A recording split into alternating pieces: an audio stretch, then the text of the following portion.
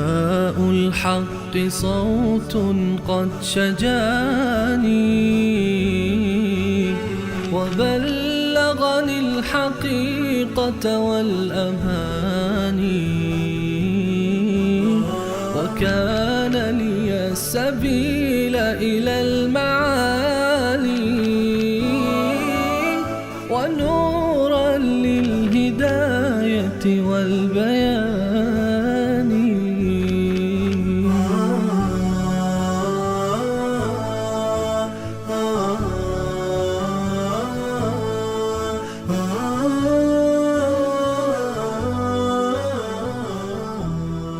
بسم الله الرحمن الرحیم. اللهم صل علی محمد و علی آل محمد کما صلیت علی ابراهیم و علی آل ابراهیم انک حمید مجید و بارک علی محمد و علی آل محمد کما بارکت علی ابراهیم و علی آل ابراهیم انک حمید مجید.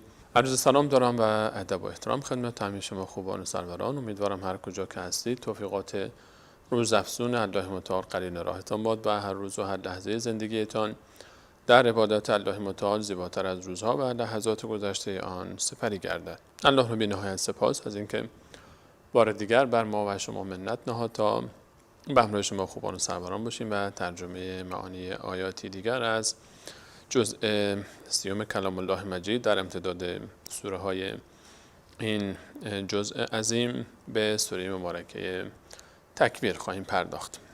سوره مبارکه تکویر از جمله سوره هایی است که در مکه مکرمه نازل شده است و به وصف حال قیامت می پردازد و وصف حال اتفاقات عظیمی که در روز قیامت اتفاق خواهد افتاد در این سمت و یا آن سمت قیامت. قیامت ابتدا در این عالم اتفاق می افتد، حکایت ها در این عالم شروع میشه حکایت و بعد از اینکه این عالم از بین رفت باز ادامه این حکایت رو ما داریم در عالم دیگر، یک عالم دیگه که الله متعال اون رو خلق خواهد کرد. در این سوره مبارکه می‌خوانیم که الله متعال می‌فرماید اعوذ بالله من الشیطان الرجیم بسم الله الرحمن الرحیم اذا الشمس کورت. آن لحظه‌ای که خورشید تیره و در هم پیچیده شود و تیره و تاریک گردد.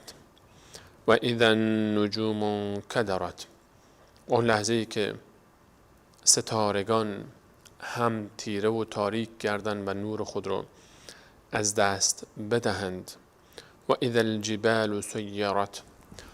اون لحظه ای که کوهها جاری گردند و به حرکت بیفتند. این لحظه اتفاق میفته، لحظه سختیه. الان ما وقتی که تصور بکنیم که یک کوهی آتش فشانی فعال بشه چقدر سخته و چقدر نگران کننده است برای همه کسایی که نزدیک اون آتش فشان هستن و نزدیک اون آتش فشان زندگی میکنن. یک آتش فشانی در یک منطقه‌ای. حال دقت کنیم اگر اون اتفاقی که اینجا به تصویر کشیده الله متعال صورت بگیره و انسانی شاهدش باشه چقدر ترسناک خواهد بود. خورشید وقتی منفجر بشه، وقتی ستاره ها منفجر بشن و تیره و تاریک بشن، کوه‌ها در حرکت بیفتن، اون چه احساسی به انسان دست میده در اون روز. و این دنیا این اتفاق براش خواهد افتاد. پایان عمر این دنیا همه این اتفاقاتی که در این آیه ذکر میشه اتفاق خواهد افتاد. اذا الشمس کورت و اذا النجوم کدرت و اذا الجبال سیرت. کوه‌های با این عظمت همه به حرکت میفتند. هیچ کدوم از اینها باقی نمیمونه. نه ثروت، نه قدرت، نه ملک و پادشاهی برای هیچ انسانی، نه زیبایی، نه جمال، نه مال و نه کمال. در این دنیا هیچ چیزی باقی نمیمونه. حتی خود این کوه‌ها، حتی این خورشید، حتی این ستارگان، حتی ما همه از بین میرن. و اذا النجوم کدرت و اذا الجبال سیرت. اون لحظه‌ای که کوه‌ها جاری میشن و حرکت میکنن. و اذا العشاء عطلت. اون لحظه‌ای که شترانی که 10 ماه آبستن هستن و حامله هستن رها میشن و ترک میشند. این شترها در زمان قدیم و حتی الان کسانی که شتر دارن، شتری که 10 ماه آبستن و نزدیک وضع حمله است خیلی ارزشمنده. ترک شدن اینها به معنای اینه که دیگه اصلا مال دنیا ارزشی نداره برای کسی و اهمیتی نمیده کسی به این چیزها. اون مالی که ما این همه براش تلاش میکنیم که به دستش بیاریم، این دنیای عجیبی است. ما تلاش میکنیم و صبح تا شب زحمت میکشیم تا یک سواری تهیه کنیم، تا یک خونه برای خودمون بگیریم، تا به یک آرامشی نسبی برسیم، اما مرگ میاد و همه اینها رو از بین میبره. قیامت تمام این عالم رو از بین خواهد برد و همه این اتفاقات میفته. یقینا این اتفاق خواهد افتاد، چه من و تو شاهد باشیم چه نباشیم. و اذا العشار عطلت و اذا الوحوش حشرت، اون لحظه ای که تمام حیوانات وحشی جمع بشن با حیوانات اهلی همه یک جا، اون شکار و شکارچی هر دوتا با هم. شما تصور کنید مثلا شیر و پلنگ با یک آهوی کنار هم از ترس و لرز. این حیوان چقدر میترسه. حتی حیوانات چنان میترسن که فراموش میکنن که این شکار منه و این دشمن منه. کنار هم جمع میشن یک باره با هم. و اذا الوحوش حشرت و اذا البحار سجرت، وقتی که دریاها به آتش کشیده شوند، دریاها منفجر میشن، از کف دریاها آتش فشانهای عظیم جاری بشه، خود دریا تبدیل بشه به یک ماده سوزان و این آب بر اثر تحولات شیمیایی یک دفعه تبدیل میشه به یک ماده اشتعالزا و آتش میگیره و این دریاها همه آتش بگیرن. این چه اتفاق عظیمی است. این چه اتفاق عظیمی است. و اذا البحار سجرت و اذا النفوس زوجت. تا اینجا 6 حکایت این دنیا بود. و اذا الشمس کورت، وقتی خورشید در هم پیچیده شوند، ستارگان تیره و تاریک بشن، کوهها را بیفتند، شتران 10 ماه آبستن ترک بشن. و اذا الوحوش حشرت، و وقتی که حیوانات وحشی و اهلی با هم جمع بشن. و اذا البحار سجرت، و دریاها آتش بگیرن. اینها تصویری از این مرحله اول قیامت، نیمه اول هست. نیمه دوم وقتی همه چی از بین میره، دوباره با سور دوم انسان ها زنده خواهند شد و موجوداتی که حساب کتابی دارن. این اتفاقات بعدی از اون حکایت هست باز. و اذا النفوس زوجت، هنگامی که نفسها با هم یک جا شوند. یک معنی اینه که وقتی که دوباره روح به جسم برگرده و زوج خودش رو که جسمش بوده در دنیا ترک کرده بود دوباره بهش وصل بشه برای حساب و کتاب.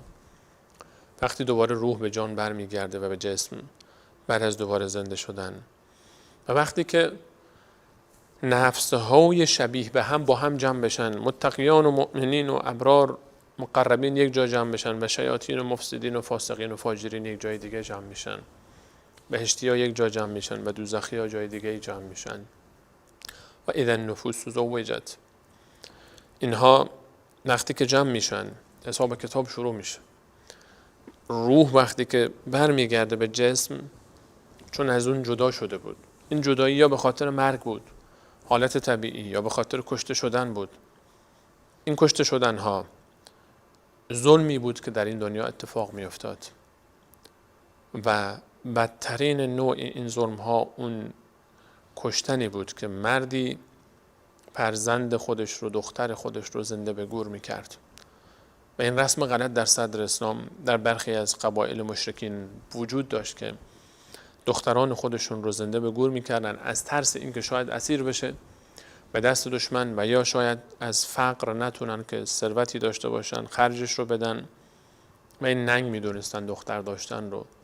دختر رو می گذاشتن تا به سنی برسه که بتونه راه بره و حرکت بکنه. و الله متعال می فرماید که و اذا بشر احدهم بالانثى، وقتی به یکی از اونها بشارت داده می شد که خدا به تو دختری داده، ظل وجهه مسودا، صورتش، چهره او سیاه می شد و خشمگین می شد. و هو کظیم یتوارا من القوم، متواری می شد و خودش رو پنهان می کرد از دست قوم. من سوء ما بشر به، از شومی آن خبری که به او دادن. ایمسکه علی هون، که با خفت و خاری او رو نگه دارد. ام یدسه فی التراب، یا زیر پای خود در خاک او رو لگدمال کند. این زنده به گور کردن دختران رسم بسیار بدی بود که این دیگه بدترین نوع ظلم است. دختر طفلی که تازه به راه می افتاد، او رو می بردن به بهانه بیرون، چاله می کندن و در چاله می انداختن و او رو دفن می کردن زنده زنده. طفلی که باید پدر چتر بالای سر او می بود و پناهگاه او رو می رفت و می کشت. این بدترین نوع کشتن است. الله متعال می فرماید اون موقعی که نفسها برگردن به جسمها و من جمله این نفس مظلوم، دختری که اینگونه زنده به گور شده است و هر نفسی که مظلومانه کشته شده است، روح وقتی که برمیگرده به جسم و اذا الموعودة سئلت، از اون دختر زنده به گور شده پرسیده می شود به ای ذنب قتلت، که به کدام گناه کشته شده است، به کدامین گناه کشته شده است. هر نفسی که به دست شخصی کشته می شود، هر انسانی که مظلومی که کشته میشه، روز قیامت از این سوال از او پرسیده میشه که به چه جرمی کشته شدی. وقتی از مقتول پرسیده میشه که به چه جرمی کشته شده، حساب کنید که قاتل چه حالتی خواهد داشت. از قاتل چه سوالهایی که نکنن که چرا کشتی. از حکامی که آدم میکشند، فرماندهان ظالم و فاسقی که قتل و جنایت و تجاوز میکنن، سرباز ظالم و فاجری که چون سلاح به دست داره ظلم میکنه و میکشه و تجاوز میکنه و تعدی میکنه، اون روز باید پاسخ بده. اون روز اینجا باید جمع بشه و اذا الموعودة سئلت بأی ذنب قتلت، از هر مقتولی و از هر کسی که مظلومانه به شهادت رسیده پرسیده خواهد شد که به چه جرمی کشته شدی. قاتل که به جای خود، مقتول رو الله متعال میپرسه، گویی که اصلا قاتل چنان بی ارزش پیش الله متعال. این انسان ظالم فاسق فاجری که ظلم میکرده، قتل کرده و انسان بیگناهی رو کشته، گویی انقدر بی ارزش از نزد الله متعال که اصلا ازش پرسیده نمیشه. چرا از مقتول پرسیده میشه تو چرا کشته شدی؟ و اذا الموعودة سئلت بأی ذنب قتلت، اولین حکایتی که حساب گرفته خواهد شد خون انسان هاست.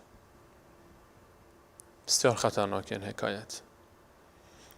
مظلوم این روز رو خواهد داشت. نگران نباش. وقتی که میبینی ظالمان و فاسقان و فاجران خون میریزن و ظلم میکنن و ستم میکنن، یک روزی همین ظالم به پای این مظلوم خواهد افتاد و از او حلالیت میطلبه و التماس میکنه که او رو ببخش، اما دیگه فایده ای نخواهد داشت. همه اون ظلمی که ظالمان میکنن، همه اینها نوشته میشه، همه نامه اعمال اینها ثبت و ضبط میشه، همه فیلم ظلم‌های اینها، شکنجه های اینها ضبط میشه و یک روزی بعد پاسخ بدن. و اذا الصحف نشرت، اون لحظه‌ای که نامه های اعمال پخش میشه در بین انسان ها و هر کسی نامه اعمالش به او داده خواهد شد. و اذا السماء کشطت، و آسمان به مانند پوستی که از بدن جانوری کشیده شود این گونه پوستش جدا خواهد شد و حقیقت آسمان ها مشاهده میشه و همه چیز با چشم عیان و ظاهر آشکار میگردد. و اذا الجحیم سعرت، آن لحظه‌ای که دوزخ آتش شعله ورتر میگردد برای اینکه انتقام بگیره از ظالمان و کافران و فاسقان. و اذا الجنة ازلفت، آن طرف جنت نزدیک کرده میشه برای مظلومان و مسکینان و متقیان و کسانی که به خاطر اعتقاد و دینشون در زیر شکنجه و ظلم فاسقان و فاجران قرار گرفتن. علمت نفس ما احضرت، آن لحظه است که هر نفسی به خوبی میداند که چه حاضر کرده برای خودش، چی پیش فرستاده، چی در چنته خودش داره امروز. هر نفسی خودش میداند. بل الانسان، هر انسانی علی نفسه بصیره، بر نفس خودش آگاه است. کل نفس بما کسبت رهینه، هر نفسی در گروی اعمال خودش هست. هر نفسی میدونه که چی کار کرده. انسان که از خودش نمیتونه پنهان کنه گناهان خودش رو. همه آنچه که انجام داده و حتی فراموش کرده ثبت شده پیش روی اوست. فلا اقسم بالخنس، و قسم به آن ستارگانی که در ابتدای شب ظاهر می شوند و در پایان شب وقتی که آفتاب طلوع میکنه اینها غایب می گردند. الجوار الکنس، و می روند و پنهان می شوند. واللیل اذا عسعس، و قسم به شب هنگامی که به پایان می رسد. و صبح اذا تنفس، و صبح دم نفس می کشد و آغاز می شود. قسم به شب وقتی به پایان می رسد و قسم به صبح وقتی که طلوع دوباره او تنفسی می آورد. صبح وقتی تنفس می کند. نگران نباش، چراغ ظلم ظالم تا دم محشر نمی سوزد، اگر سوزد شبی سوزد، شب دیگر نمی سوزد. پایان شب سیاه سپید است، در نومیدی بسی امید است. پایان شب سیاه سپید است.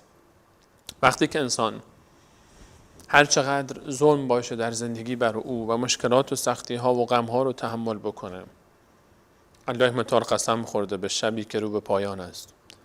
و صبح اذا تنفس، و قسم به صبح و طلوع و حیاتی دوباره و تولدی دوباره و تنفسی دوباره بعد از آن شب تاریک. فإن مع العسر یسرا، إن مع العسر یسرا، سیجعل الله بعد عسر یسرا. الله متعال بعد از هر سختی آسانی گذاشته، بعد از هر سختی آسانی خواهد بود. شب تاریک پایان پیدا میکنه. ناراحتی ها، غصه ها، مصیبت ها، غم ها، اندوه ها بالاخره به یک جایی میرسه که پایان پیدا میکنه و صبح دوباره طلوع میکنه. دوباره در زندگی تو امید خواهد درخشید. دوباره زندگی تو سراسر امید میشه، به مانند اون طلوع سپید دم که همه جا رو روشن میکنه و هوای زیبای صبح تنفسی، جانی دوباره میده به وجود انسان. این حکایت در همین دنیا هم اتفاق خواهد افتاد. و الصبح اذا تنفس انه لقول رسول کریم. این قرآن قسم با آن شبی که به پایان میرسد و صبحی که دوباره تنفس میکند که این کتاب کلام فرستاده بسیار با کرامت و ارجمندی است به نام جبرئیل علیه السلام که کلام الله متعال رو رسانده است به رسول الله علیه السلام. ذی قوت، اون ملکی که قوی است و قدرت داره، 600 بال داره که اگر دو بالش رو پهن بکنه شرق و غرب زمین رو پر خواهد کرد. ذی قوت، قدرتمند است. عند ذی العرش، در نزد صاحب عرش که بزرگترین مخلوق الله متعال است. برای الله متعال مکین، این انسان مکانت دارد و عزت دارد. این موجود، این ملک الهی جبرئیل امین علیه السلام نزد الله متعال عزیز است. مطاع، اطاعت می شود دستور او در بین دیگر ملائکه. ثم امین، آنجا این ملک الهی امانت دار است. و ما صاحبکم بمجنون، شمایی که فکر می کنید که رسول الله علیه السلام دیوانه شده است و آنچه که آورده کلام الله متعال نیست و این کلام وسوسه های شیطانی است یا تخیلات ذهنی اوست، و ما صاحبکم بمجنون، دیوانه نشده صاحبتان، و ما صاحبکم، یارتان، همنشینتان. تا دیروز که 40 ساله نشده بود رسول الله علیه السلام بهترین شما بود، عزیزترین شما بود، مورد اعتمادترین شما بود. با هم سبقت می گرفتید که بشینید در محفل او و از او یاد بگیرید، لذت می برید از همکلامی با او. دوست شما بود، صاحب شما بود. حالا چی شده که مجنون شد یک دفعه؟ و من صاحبکم به مجنون، این که تا دیروز شما این همه به اعتماد داشتید همون انسان است. تا دیروز صاحبتان بود، یار و غارتان بود، همنشین و همدم و رفیق گرمابه و گلستانتان بود و بهش اعتماد داشتید. چی شد که امروز میگید مجنون است؟ چرا؟ و ما صاحبکم بمجنون. فکر میکنید شیطان آورده این کلام رو برای اون؟ نه، جبرئیل امین آورده. ولقد رآه بالافق المبین، و جبرائیل امین علیه السلام رو با وضوح و آشکارا در افق مشاهده کرده است. رسول الله علیه السلام در ابتدای وحی، در وحی اول نه در وحی بعدی، بعد از انقطاع وحی، جبرائیل امین علیه السلام رو به همون شکل اصلی در کرانه افق مشاهده کرد، با همون عظمت. ولقد رآه بالافق المبین، دیده است جبرائیل امین علیه السلام رو. و جبرائیل امین علیه السلام امین است، قدرتمند است، عزیز است نزد الله تعالی، دستورش اطاعت میشه. اینطور نیست که خیانت بکنه در امانتی که الله تعالی به او فرستاده که بفرسته این کلام رو به رسول الله علیه السلام کم و زیاد بکنه، یا شیطان ها بیان و در او دخل و تصرف بکنن. نه، او رو دیده و میشناسد و میداند که جبرائیل است و شیطانی هم نبوده است و کلام الله را رسونده به او. و ما هو علی الغیب بضنین، و رسول الله علیه السلام در رساندن اخبار غیب به شما بخیل هم نیست. اینطور نیست که بیاد اینها را از شما دریغ بکنه، نگه به شما به خاطر اینکه چشم داشته پولی داشته باشه چیزی از شما بخواد و چون شما پولی در اختیار اون قرار نمیده چیزهایی را از شما کتمان بکنه. نه، اون کلام الله تعالی را آنجوری که هست به شما میرساند. جبرائیل امین با امانت کامل و صداقت کامل و قوت و قدرت کامل و مکانتی که داره کامل میرساند به محمد علیه السلام و رسول الله علیه السلام به شما القا میکنه، میرساند، بیان میکنه. و ما هو بقول شیطان رجیم، و این کلام سخن یک شیطان رانده شده هم نیست. چرا شک میکنید؟ میگید کلام الله تعالی نیست. چرا نیست؟ وسوسه شیطان است. دلیل بیارید. این کنتم فی ریب مما نزلنا علی عبدنا فأتوا بسورة من مثله. اگر شک دارید که از جانب الله تعالی است، یک سوره مانند او بیارید. اگر میگه شیطان است، شیطان کجاست؟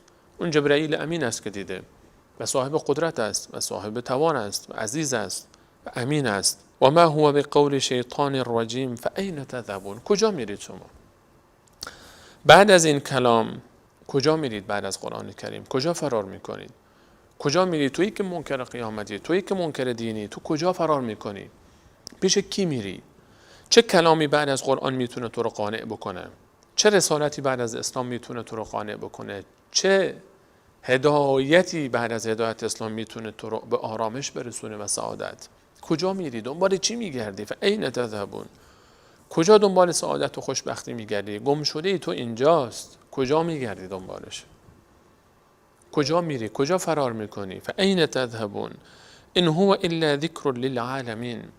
این کتاب پندی نیست جز پندی برای عالمیان، برای انسانها یک پندی است. اونها رو یادآوری میکنه، مسیر زندگی اونها رو. این کتاب راهنمای انسان است. شما در یک شهری وارد میشید، بلد نیستی، کتاب راهنما میگیری، شما رو راهنمایی میکنه، نقشه راهنما به شما میده.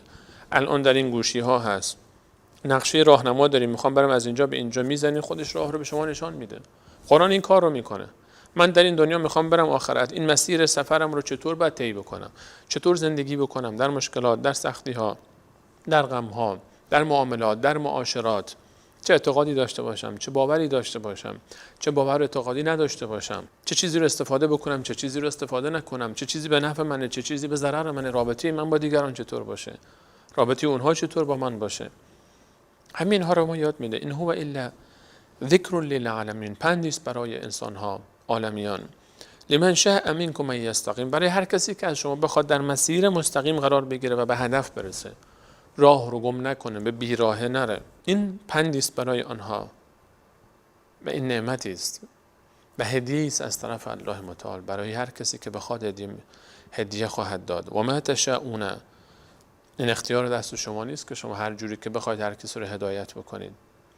نه، هدایت به دست شما نیست. و ما تشاءون الا ان یشاء الله رب العالمین. اینطور نیست که شما هر چه بخواهید انجام بدید در این دنیا بتونید که انجام بدید. نه، اینطور هم نیست.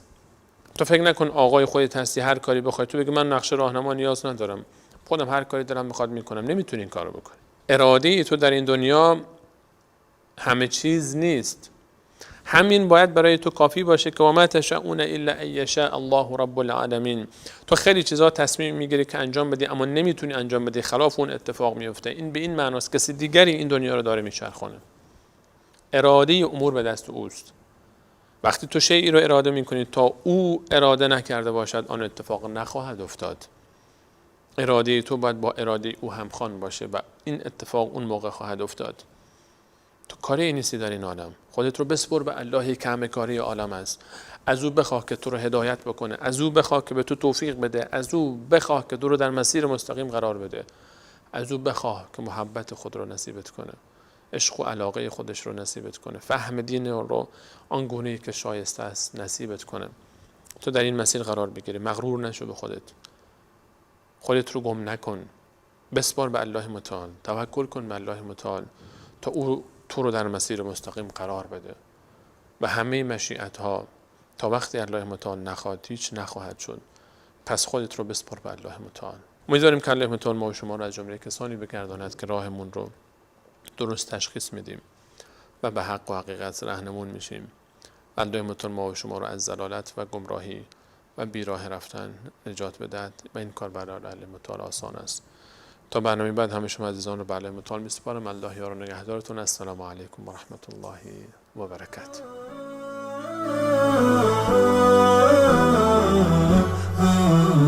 نداء الحق صوت قد شجاني وبلغني الحقيقة والأماني وكان لي السبيل إلى المعاني